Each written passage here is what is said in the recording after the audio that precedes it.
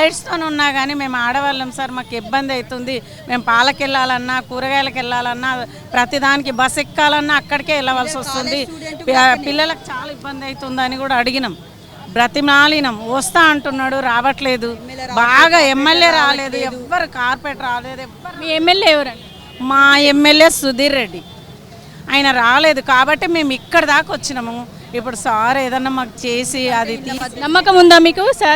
Sir చేస్తారని ఖచ్చితంగా మాకు నమ్మకం ఉంది కాబట్టి మేము ఇక్కడ వరకు వచ్చినాం. ఆడవాళ్ళము ఒక 10-15 మంది కలిసి ఇక్కడ వచ్చినాం. ఎందుకంటే లేడీస్ ప్రాబ్లం కాబట్టి వచ్చినాం మేడం ఇక్కడికి.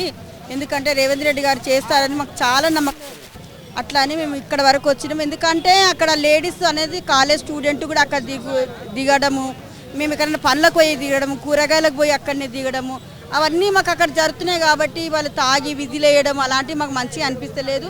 15 రోజుల నుండి ప్రతి ఒక్క అధికారి దగ్గరకు పోయినా కానీ ఎవరు స్పందించట్లేరు. అయితే ఒకసారి ప్రజా దర్బార్కి పోదాం, మనకు న్యాయం జరుగుతుందని మేము అందరం ఇక్కడ వచ్చినాం.